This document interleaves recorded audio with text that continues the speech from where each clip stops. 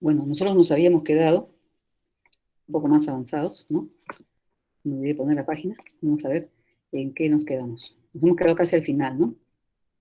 Esta parte ya la vimos. Estamos viendo por acá, creo, las aplicaciones, ¿no? Sí, sí, esta parte sí la vimos, ¿no? Esta también la vimos. También esta parte la vimos.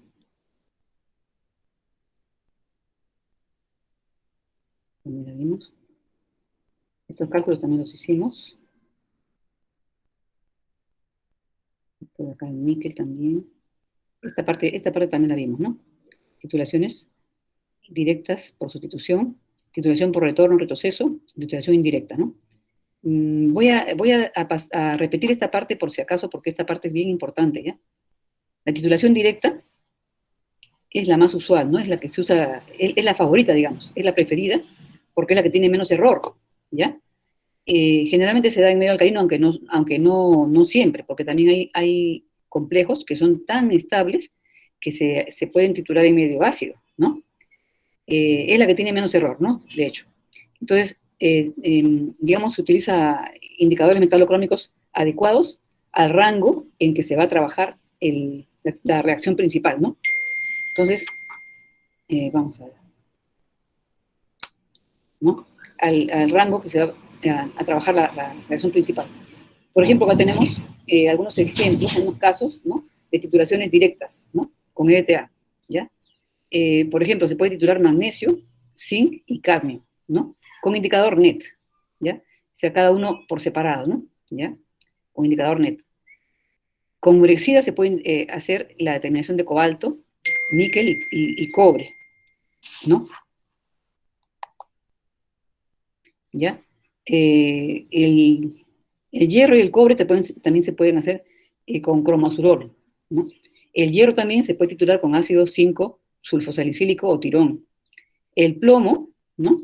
Que lamentablemente no hemos podido hacerlo porque no hemos encontrado la sal de plomo, pero si es que mañana yo encuentro una sal de plomo en donde yo voy a ir, la traigo para ver si podemos hacer esta práctica de usando el naranja y ¿no? ¿Ya? O azul de metiltimol. No les prometo nada que sea ataques de muestras, sino solamente sería sales, ¿no? Más sal, ¿ya? El calcio, ¿no? Con calceína, calcón o ácido calcón carboxílico, ¿no? Y el calcio también se hace con urexidas, ¿no? Como hemos visto nosotros. Después el bario y el estroncio con púrpura de ftaleína. Justamente en la determinación que vamos a ver ahora en la parte de prácticas, ¿no? Era una determinación de sulfato, ¿no? Una determinación indirecta, este caso es directo, ¿no? Una determinación indirecta con usando cloruro de bario en exceso para que reaccione con el sulfato del agua. Esa vamos a verla con detenimiento después. Entonces acá dice que el bario y el estroncio son con púrpura de ftaleína, ¿no? Ftaleína. Yo quise hacer una vez la titulación de este con el naranja de Silenol, perdón, con el mismo NET, y no salió bien.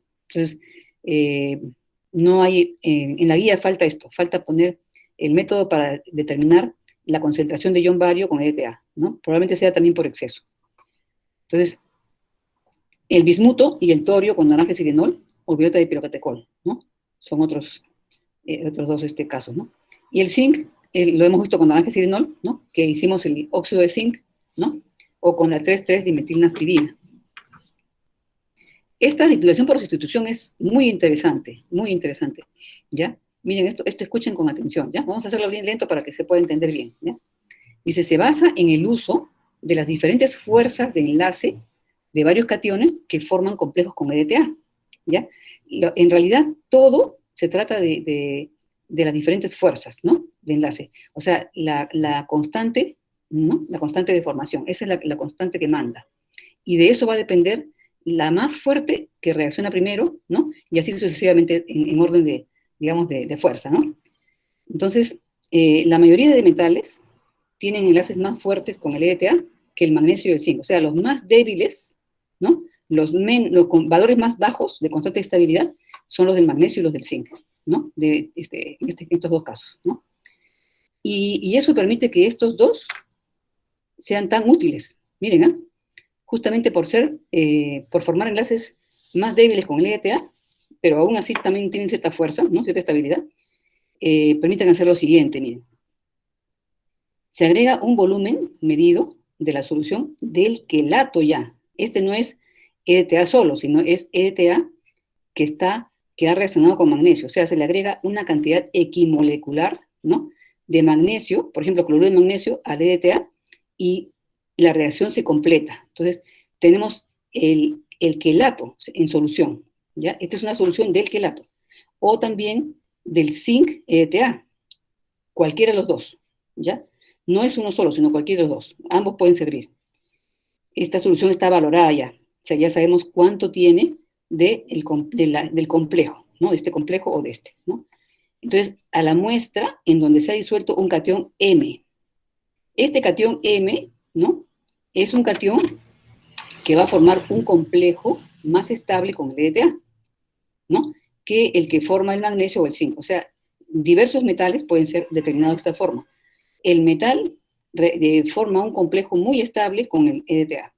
Entonces, cuando nosotros le agreguemos esta solución, por ejemplo, ¿no?, del magnesio EDTA o zinc EDTA, ¿no?, va a haber acá un desplazamiento, ¿ya? El ion M va a competir con el EDTA que está aquí, ¿no?, que está en esta solución. Lo va a desplazar al magnesio, lo va a liberar al magnesio o al zinc, cualquiera de los dos que sea, ¿no? Lo va a liberar, ¿no?, y va a quedar magnesio EDTA con el metal, ¿no? Entonces, ese EDTA con el metal va a ser la misma cantidad de metal que se va a liberar de magnesio o de zinc, ¿ya? Entonces, este ion M va a desplazar, como les decía, la cantidad equivalente de magnesio o de zinc. Entonces, ese ion desplazado, ¿no?, se titula directamente con EDTA. Entonces, esta es interesante porque es una titulación, digamos, directa, pero sin embargo es con un paso previo, ¿no?, que es la sustitución, la reacción de sustitución, ¿ya? Entonces, es interesante porque también el error, digamos, no es tan grande como en el caso de las otras, ¿no? ¿Ven? Entonces, prácticamente esta cantidad de magnesio y de zinc se titula directamente con el EDTA, ¿no? Entonces, el consumo de EDTA, EDTA, ¿no?, va a corresponder a la cantidad del ion, ¿no? Esta titulación por sustitución se puede usar en caso de que no tengamos un indicador adecuado para titulación directa del ion M, ¿no?, el ion M que estábamos mencionando. O también cuando el catión puede precipitar al pH que se debe mantener durante la titulación, ¿no? O sea, por ejemplo, hay iones muy hidrolizables, ¿no? Y que digamos, el pH no es, en el cual sería estable su complejo, no es adecuado, no se adecua al buffer, ¿no? Estaría precipitando, ¿no? Entonces, se puede usar estas soluciones de magnesio EDTA, ¿no?, o sea, el complejo, o del zinc, ¿no?, valoradas, ¿ya? Entonces, es lo que se hace inicialmente, ¿no? ¿Ya? Entonces, acá hay otro tipo de titulación con EDTA. Tenemos la que es por retorno o retroceso, que es así, hemos visto en varios tipos de, digamos, en todas las técnicas hay titulaciones por retorno o por retroceso, ¿ya?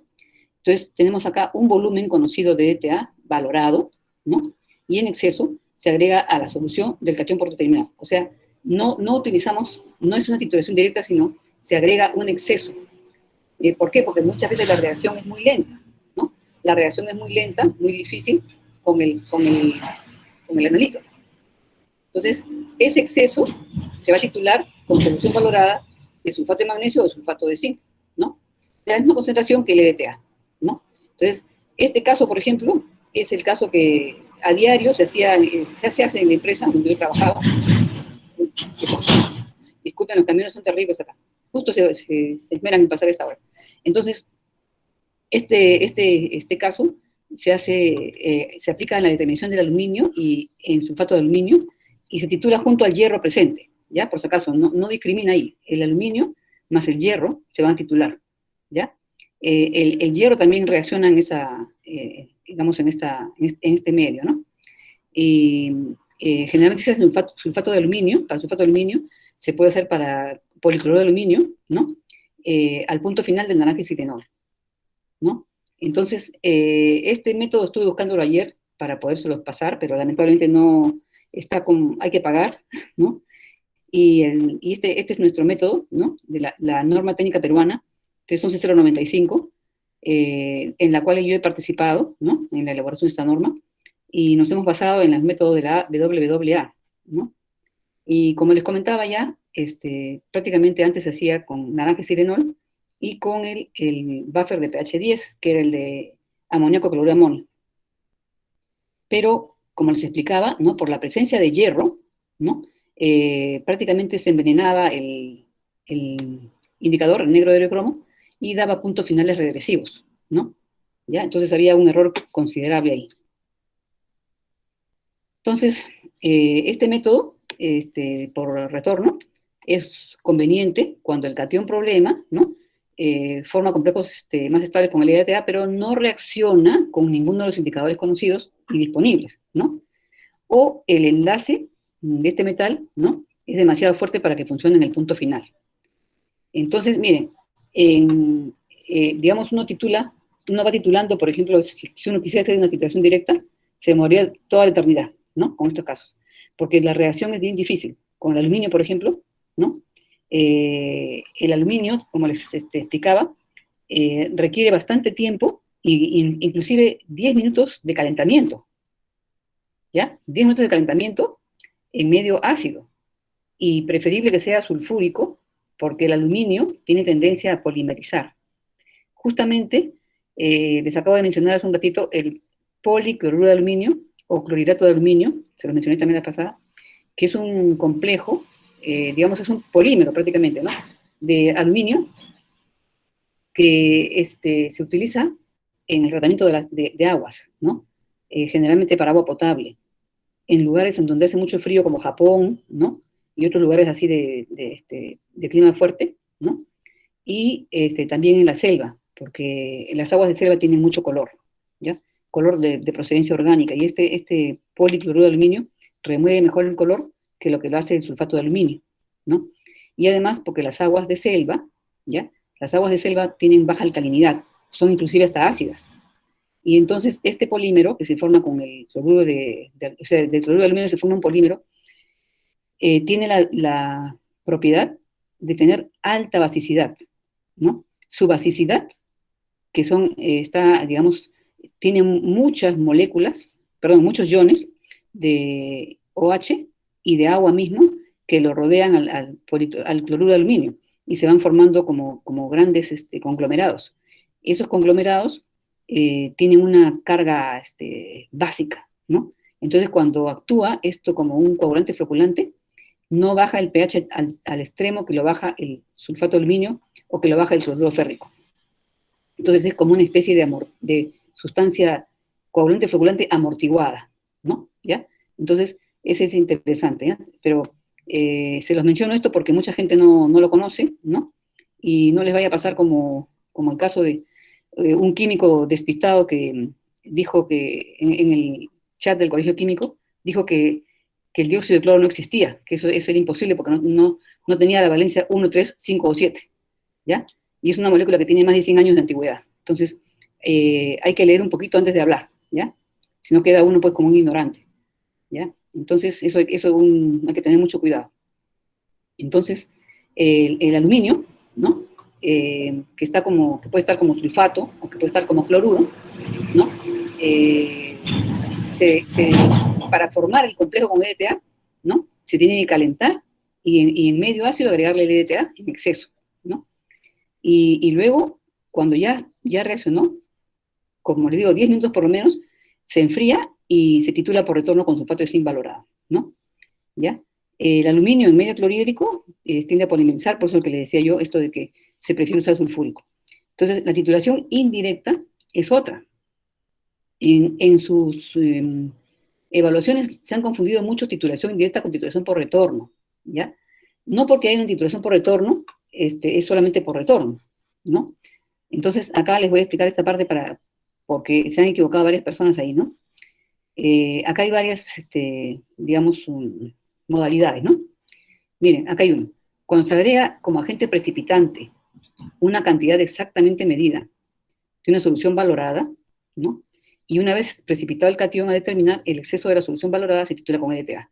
Este es el caso del sulfato en aguas, por ejemplo, ¿no? ¿Ya? Sulfato en aguas o sulfato en cualquier otro medio, ¿no? En cualquier muestra. Esta parte se las voy a explicar bien cuando hagamos los problemas, ¿ya? Sulfato, ¿no? El sulfato presente en el agua, que es uno de los aniones que están presentes, por ejemplo, se le agrega la solución valorada de cloruro de bario, ¿ya?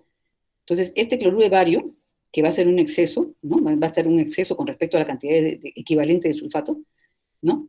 Este bario va a reaccionar con el sulfato, ¿no? Esto se hace en medio ácido y el excedente se titula con EDTA, ¿ya? Y dependiendo de cuál sea la muestra, se hacen diferentes, digamos, pasos, ¿no? Que lo vamos a ver con detalle dentro de un rato. Entonces, este es un método mucho más rápido que una determinación gravimétrica de sulfato. Lamentablemente, esta vez no se ha hecho la determinación gravimétrica de sulfato, ¿ya? Pero es una determinación que hasta ahora se usa. Y es un método patrón. ¿Ya? Y lo vamos a explicar un poquito al momento de hacer ejercicio.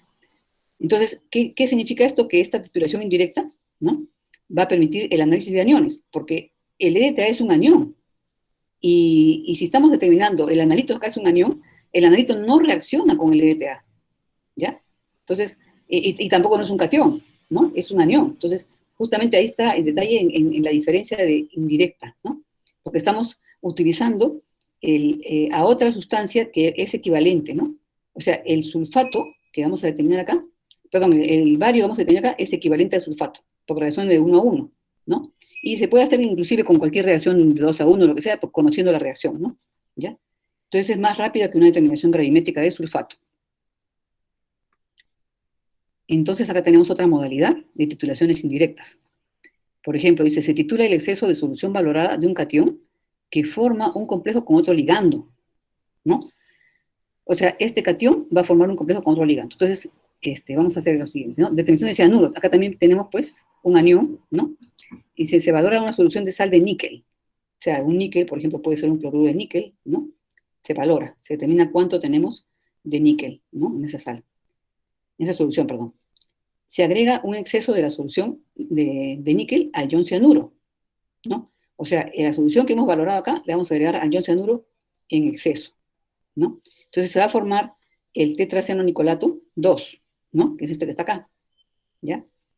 Y luego el exceso de níquel, ¿no? Se va a determinar con EDTA, ¿no? Y este ion es tan estable que el EDTA no compite con él, ¿bien?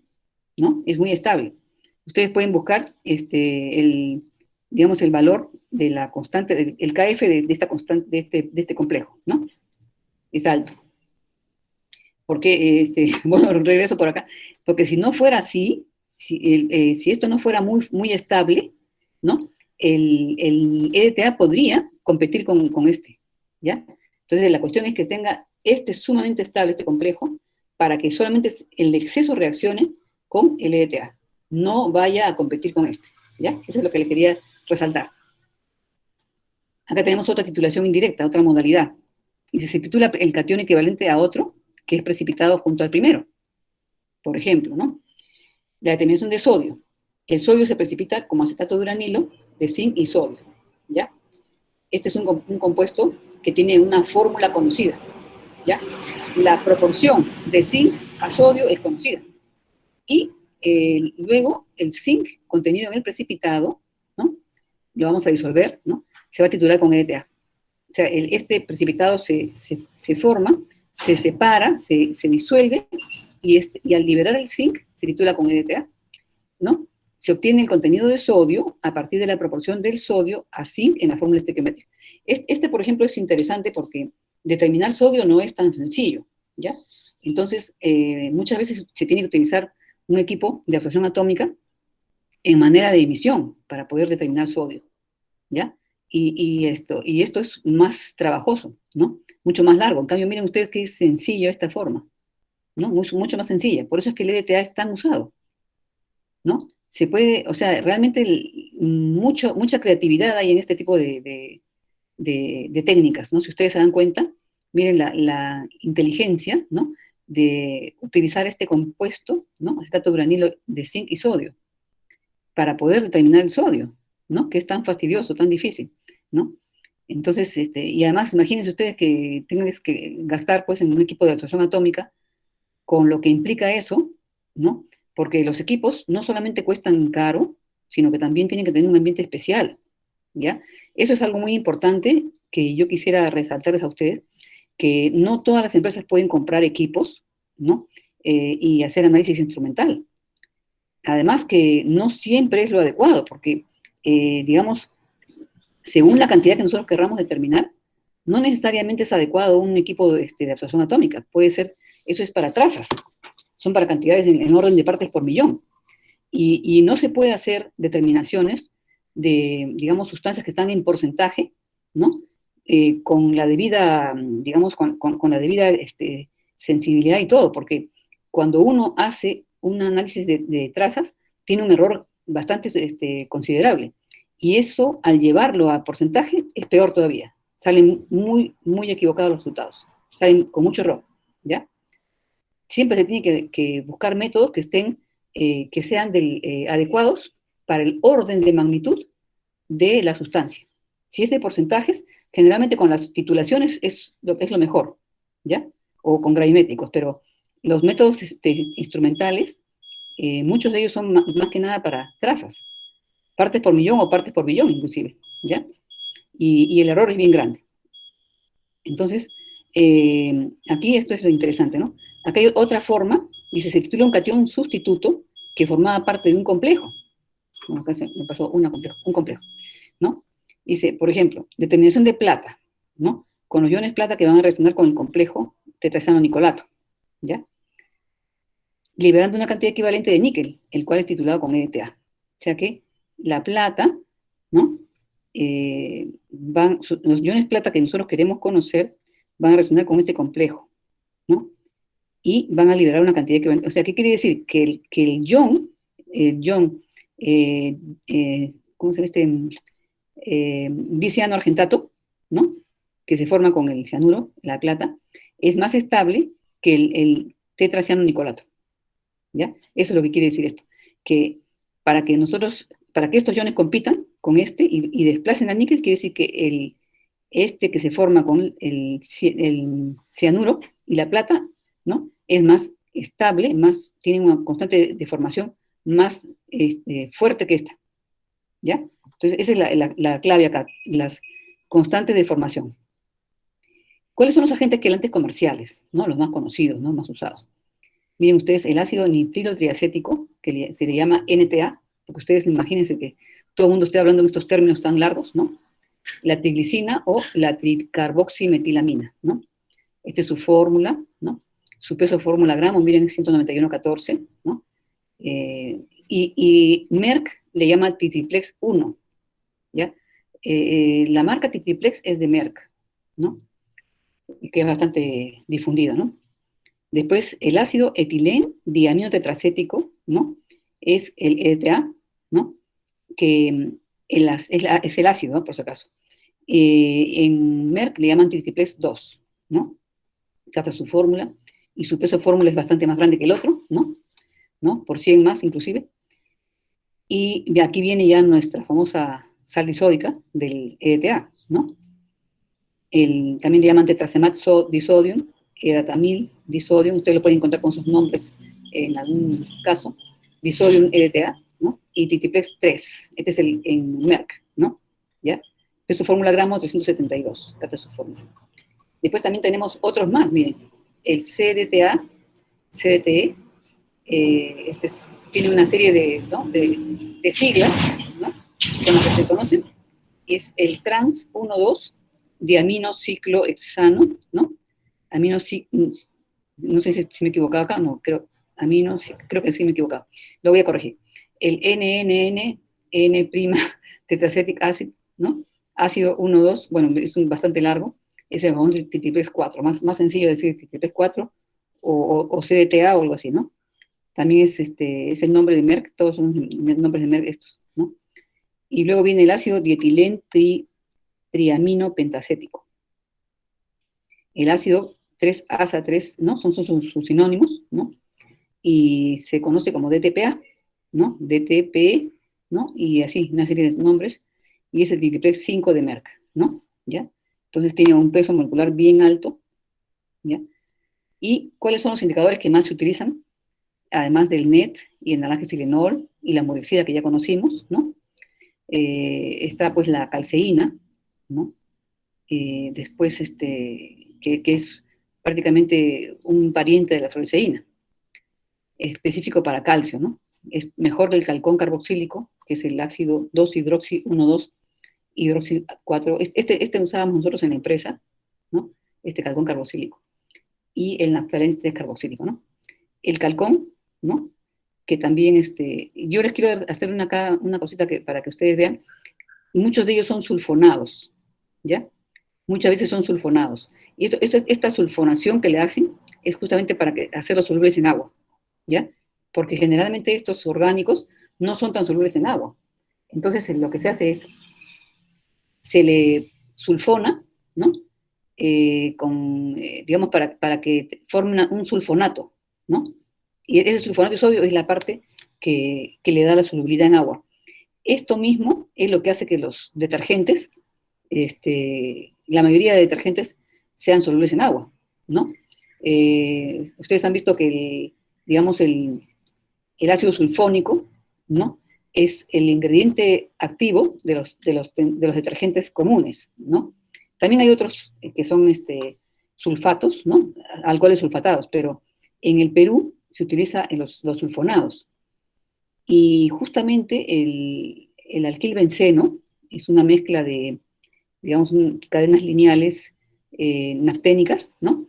Que no son solubles en agua. Entonces, ¿cómo se hacen solubles en agua? Se sulfonan, ¿no?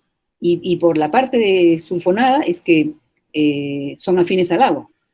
Y por la parte grasa, ¿no? Por la parte, mejor dicho, no polar, son afines a las grasas, ¿no?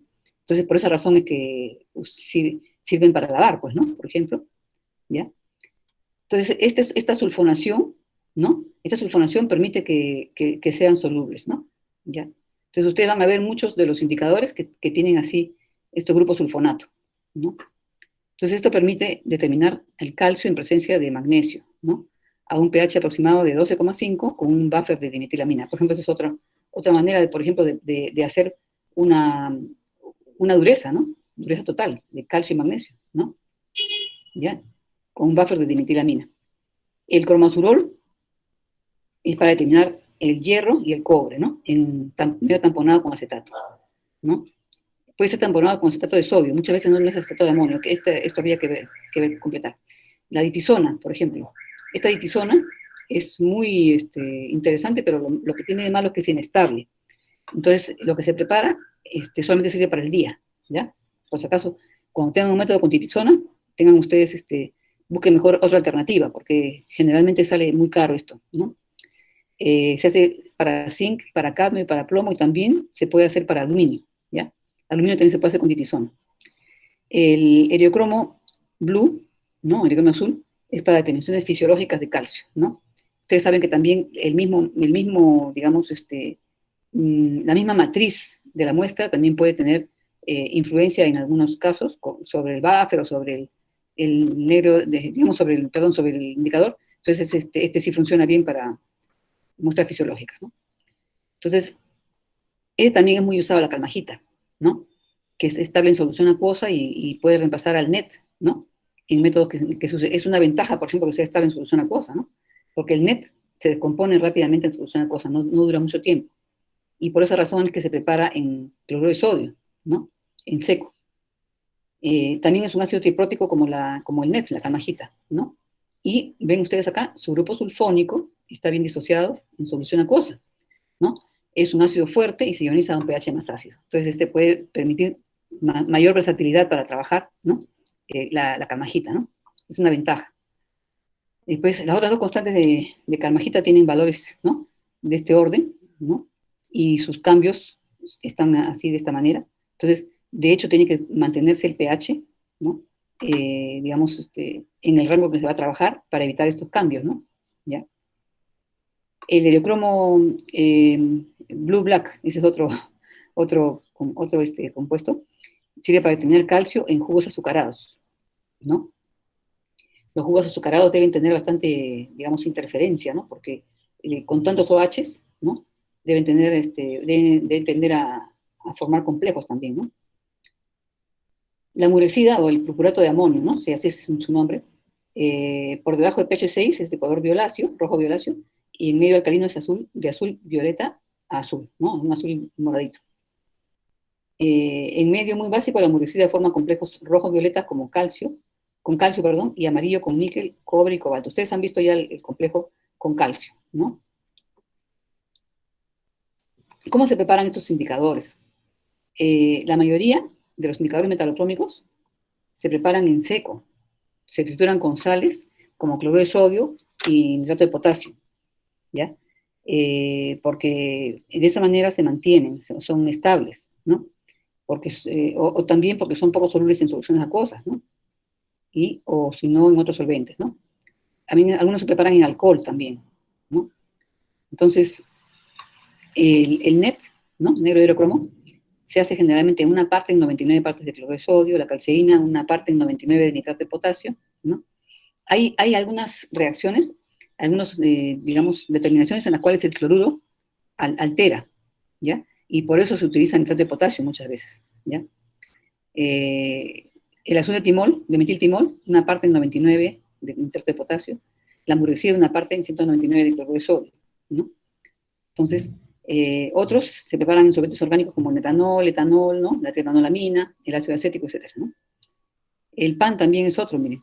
1,2 piridil, azo, 2 mastol, el rojo pirogalol, hidrocromo blue black, litisona, calcón, etcétera, en alcohol, ¿no? Hay algunos que son solubles y estables en el agua, como el cromazurol, el par, el tirón, ¿no? Etcétera. Aquí, por ejemplo, les menciono que nosotros preparamos la murexida, ¿no? No en cloruro de sodio porque no teníamos en ese momento, recién lo tengo ahora. Pero lo que hice fue disolver, bueno, busqué su hoja técnica y sí era soluble en agua. Entonces, como solamente íbamos a usar un poquitito, ¿no? Lo que hice fue disolverlo en agua, pues, ¿no? Entonces lo utilizamos y funcionó perfectamente, ¿no?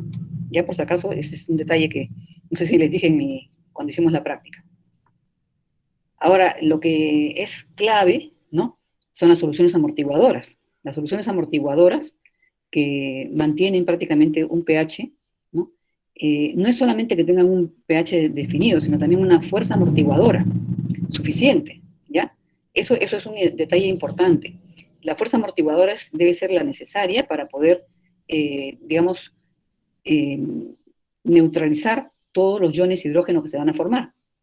Y como les explicaba, en el caso del método, digamos, ya sea con un complejo, perdón, con un buffer o con otro, cuando noten la diferencia en la cantidad de solución amortiguadora que se debe usar. Por ejemplo, cuando se trata de la valoración, como va a reaccionar digamos, con iones calcio en mayor cantidad, ¿no? No están en orden de partes por millón, están en orden ya de porcentaje. Entonces se requiere una cantidad, una fuerza amortiguadora mayor. Entonces, la cantidad de solución amortiguadora es muy superior a la utilizada para la muestra de agua que tiene partes por millón, ¿no? Entonces, todo eso va a depender, la fuerza amortiguadora necesaria va a depender de la magnitud, ¿no? Del analito, la concentración que tenga el analito por determinado, ¿ya? Entonces, eso es muy importante que lo tengan presente, ¿ya? No es lo mismo partes por millón que porcentajes. Entonces, ahí es donde tienen ustedes que ajustar, ¿no? Ajustar la cantidad de solución amortiguadora. Para los cationes que forman complejos con el amoníaco, ¿no? Se usan soluciones buffer a base de amoníaco y cloruro de amonio, ¿no? Para 1 litro, por ejemplo, ¿no? Da una cantidad una proporción entre estos dos, va a dar un pH, ¿no? En una proporción definida de 9 a 10, ¿no? Pero estos de aquí, variando las proporciones, también dan da un pH 8, un pH, digamos, 9, 10, 11 inclusive, ¿no? ¿Ya? Estos son mezclas que se hacen en proporciones distintas, ¿no? En este caso, por ejemplo, la proporción es esta de acá, la que se da en la guía, ¿no? Esta proporción de acá le va a dar un pH de 9 a 10 en 1 litro, ¿no? Pero en otros casos se utilizan otras proporciones, ¿no? Este buffer se utiliza para la mayoría de titulaciones con NET, ¿no? Ya, pero nosotros, como ustedes saben muy bien, no tenemos ni amoníaco ni cloruro de amonio, porque son controlados, y utilizamos una solución buffer de ácido bórico con hidróxido de sodio, ¿no? En una proporción determinada también, ¿ya? Esta solución, ¿no? La hemos preparado de acuerdo con la farmacopea argentina, ¿ya? En estas páginas se encuentra, ¿ya? Y se prepara primero la solución de bórico, ¿no? Una solución de bórico, y se le agrega cloruro de potasio, pero yo no tenía cloruro de potasio, así que no le puse. Quiero hacer la prueba con una solución con cloruro de potasio, pero ya no lo voy a hacer con ustedes porque ya no va a haber tiempo. Entonces, a ver cuál es la diferencia, ¿no? ¿Ya? Y el hidróxido de sodio también se prepara aparte, 0,2 molar, y se mezclan en proporciones determinadas, ¿no? Entonces, esto es una cuestión que nosotros hemos desarrollado, ¿no? Y lo voy a profundizar un poco más, ¿no? Para poderlo publicar, ¿no? ¿Ya? Es un método que voy a ver si es que hay alguna referencia de este método, digamos, en otros, en la literatura, sino para presentarlo como un método alternativo, ¿no? Y para dureza de agua, ¿no? Entonces, vamos a ver qué nos resulta. Pero acá lo interesante es que, digamos, el magnesio, ¿no? El magnesio se dice que precipitaría si no se tienen presentes el cloruro de amonio y el amoníaco, ¿no? Este par. Pero sin embargo acá, en ácido bórico e hidróxido de sodio, no ha precipitado el magnesio, ¿no? Eso puede ser por lo que les mencionaba anteriormente, que tiene tendencia a formar soluciones sobresaturadas, o sea, ya se ha pasado digamos, el límite en cuanto a solubilidad, ya se pasó, pero sin embargo permanece en solución. Y ustedes recuerdan en Quali, nosotros teníamos que inducir su precipitación, ¿no? Con una bagueta generalmente, ¿no? Si no, no precipitaba las sales de magnesio. Entonces, cuando uno quiere prevenir la precipitación de hidróxidos metálicos, ¿no? Se puede adicionar formadores de complejos, ¿no? Que son citratos y tartratos, por ejemplo, ¿no? También forman complejos. Esto es interesante porque estos también, digamos, contribuyen a desintoxicar, por si acaso, ¿ya? ¿No? Los citratos y tartratos, desintoxicar de metales pesados. El buffer de pH 8-9, por ejemplo, ¿no? También es de amoníaco cloruro de amonio, pero en partes iguales de soluciones 1 molar de cada uno, ¿no? Entonces, para otro tipo ¿no? De digamos, indicadores, ¿no? Acá tenemos otro pH, buffer de pH 4,6,6, ¿no? ¿Ya? Para el tizón y naranja y sirenol, ¿ya? Por ejemplo. Entonces, ahora vamos a cerrar esto.